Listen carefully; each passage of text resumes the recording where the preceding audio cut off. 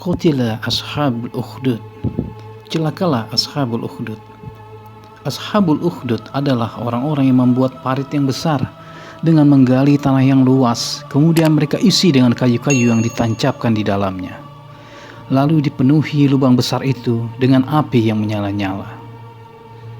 Dalam suatu riwayat dikabarkan bahwa parit besar itu telah membakar setidaknya 20.000 nyawa manusia yang dilemparkan ke dalamnya atau mereka dipaksa untuk memasukinya.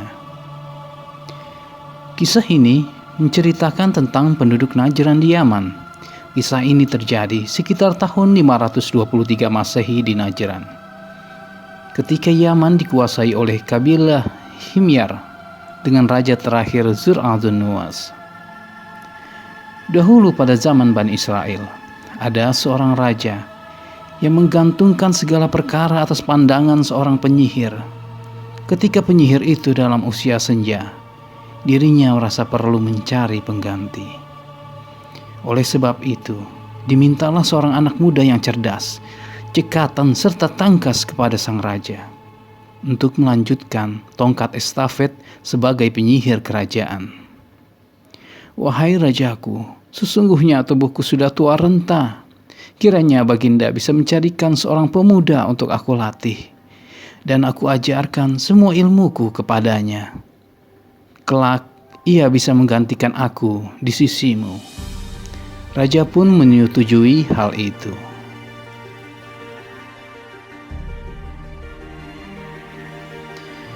Kemudian mereka melakukan sayembara. Setelah selesai diseleksi dan diramal oleh si penyihir, ditemukanlah seorang pemuda yang dirasa cocok untuk menjadi penggantinya. Pemuda yang tangkas, cekatan, dan cerdas. Maka berjalanlah pemuda itu untuk pergi ke tempat penyihir kerajaan. Dari sinilah cerita itu bermulai. Tapi siapa sangka jika anak muda ini adalah seorang yang sejarahnya menjadi cerita hikmah dalam literatur Islam.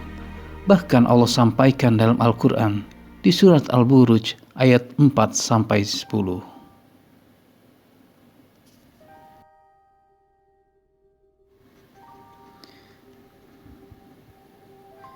Sewaktu dalam perjalanan berguru ke si penyihir, tak sengaja pemuda itu mendengar kalam hikmah seorang rahib yang berbicara kepada beberapa orang yang ada di sekitarnya.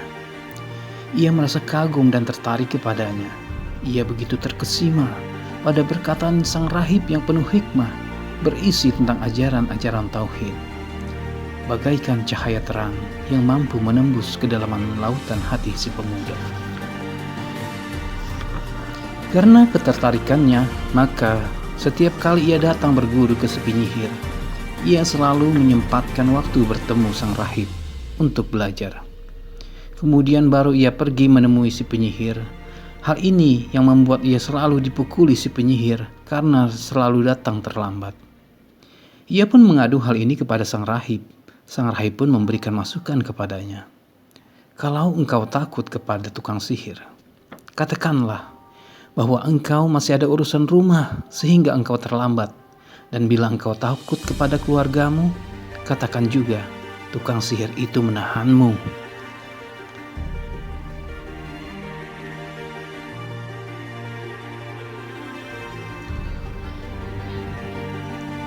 Hari-hari pun berlalu seiring keilmuan pemuda tersebut.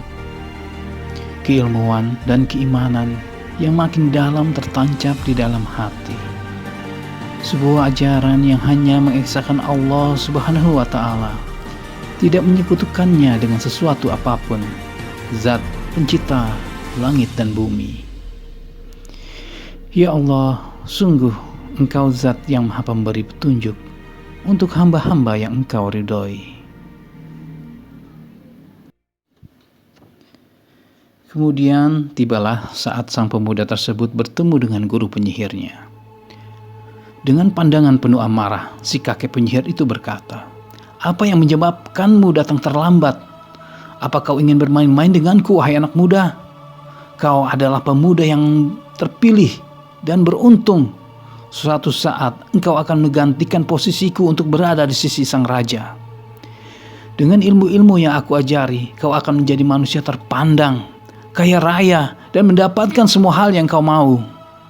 Oleh sebab itu, bersungguh-sungguhlah denganku. Aku adalah jalan satu-satunya untukmu menuju derajat tertinggi." Si pemuda itu pun menjawab dengan jawaban yang diajarkan oleh sang rahib. "Wahai guruku, engkau mengetahui keadaanku.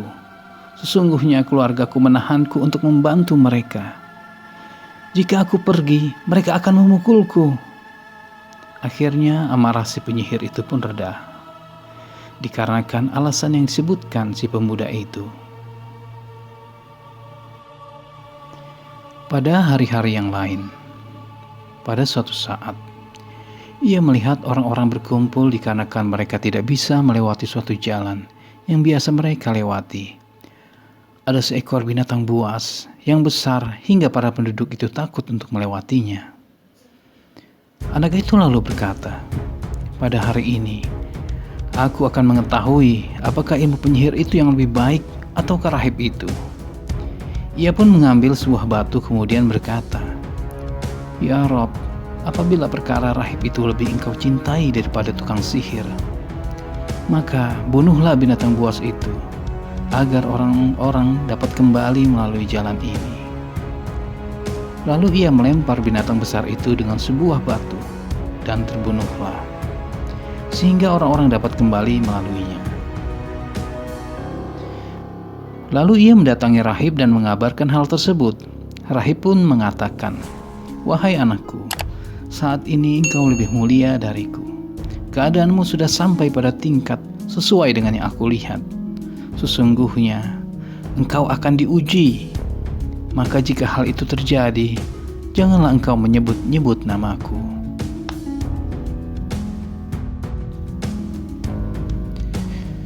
Berita tentang anak muda ini kemudian tersebar hingga ke sudut-sudut kota Najran. Hingga kemudian Allah memberikan suatu anugerah berupa kemampuan untuk menyembuhkan penyakit kulit, bahkan menyembuhkan orang buta. Ketika berita ini sampai ke telinga sahabat dekat raja yang telah lama buta, ia pun mendatangi pemuda tersebut. Dengan membawa banyak hadiah, ia berkata pada pemuda tersebut, "Ini semua bisa jadi milikmu, asalkan engkau menyembuhkanku." Pemuda ini pun berkata, "Aku tidak dapat menyembuhkan seorang pun, yang mampu menyembuhkan hanyalah Allah. Jika engkau mau beriman pada Allah, aku akan berdoa padanya, supaya engkau bisa disembuhkan." Setelah si pemuda itu berdoa, terjadilah suatu keajaiban. Seberkas cahaya terang tiba-tiba muncul dan menerangi wajah dekat sang raja. Ia pun mengerjapkan kedua matanya, dan dengan hati sukacita ia berseru, "Aku dapat melihat! Aku dapat melihat!" Merasakan keajaiban demikian, sahabat raja pun jatuh berlutut kemudian menangis, seraya berkata, "Aku beriman kepada Allah, Tuhan yang Maha Kuasa."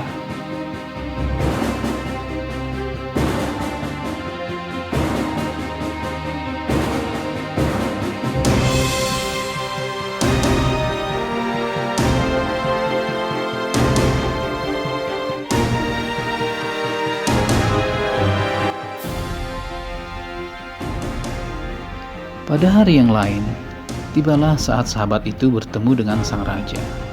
Terlihat sang raja di atas singgasananya yang mewah, terbuat dari emas dan berhiaskan permata. Dikelilingi pengawal-pengawal yang bertubuh tegap dan kekar, seakan-akan mereka patung-patung besi yang kokoh. Sahabat raja tadi kemudian mendatangi raja dengan wajah berseri-seri. Sang raja heran melihat keadaannya yang kini telah dapat melihat. Raja pun bertanya kepadanya, "Siapa yang menyembuhkan penglihatanmu?" Ia menjawab, Robku yang menyembuhkanku." Mendengar perkataannya, raja pun terkejut. Ia berseru, "Apa engkau punya Tuhan selain aku?" Sahabat raja menjawab, "Robku dan Robmu itu sama, yaitu Allah yang Maha Esa." Mendengar hal ini, wajah sang raja memerah, seakan darahnya bergolak naik hingga ke kepala, seraya berkata dengan congkaknya, Lihat aku, apakah ada yang lebih berkuasa dariku? Sungguh, kau telah mengucapkan kata-kata yang akan mengakhiri hidupmu.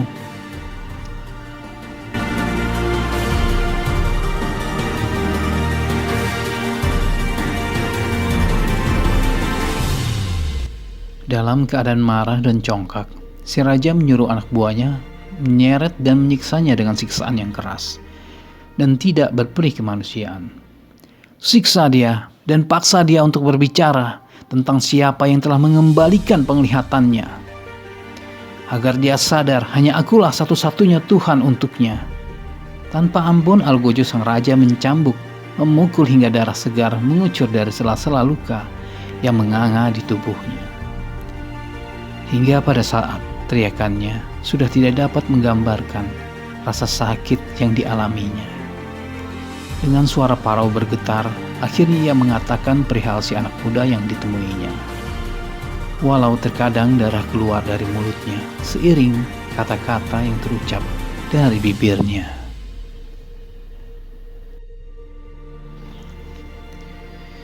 Setelah mendapatkan informasi dari hasil penyiksaan tersebut, sang raja langsung memberikan perintah kepada prajuritnya untuk mencari dan menangkap anak muda yang diceritakannya. Tidak butuh waktu lama, anak muda itu kemudian dibawa ke hadapan raja dan ditanya, "Bagaimana bisa engkau mengembalikan penglihatannya?" sambil menunjuk arah tubuh seorang yang berlumuran darah. Pandangan mata pemuda itu seketika beralih ke sosok orang yang sepertinya ia kenal. Dia adalah bangsawan yang pernah ia sembuhkan kedua matanya. Seketika nafas pemuda itu tersengal sambil memahami situasi yang sedang terjadi. Ia pun teringat ucapan gurunya bahwa suatu saat ia akan diuji. Dengan terbata-bata anak muda itu menjawab, Allah lah Sang Maha Penyembuh, Tuhan semesta alam." Sang raja merasa tidak percaya bahwa ia akan mendengar kalimat itu lagi. Ia pun kembali murka dengan jawaban tersebut. Dengan berteriak, ia memerintahkan pengawalnya untuk memasung dan mencambuk anak muda itu tanpa ampun. Menyiksanya terus-menerus, si raja berkata, "Katakan sebenarnya, dari mana ilmu itu kau peroleh? Akulah Tuhanmu, aku yang paling berkuasa di sini. Jika kau masih ingin hidup, tinggalkan agamamu." Setiap kali anak muda itu dipukul, ia hanya berucap, Allah, Allah, Allah. Melihat hal itu, raja semakin kesal dan memerintahkan prajuritnya untuk lebih keras lagi memukul. Mendapat siksaan terus-menerus membuat anak muda tersebut menjadi lemah. Tubuhnya penuh luka yang terus mengalirkan darah hingga di ujung kekuatannya tersebutlah nama sang rahib gurunya.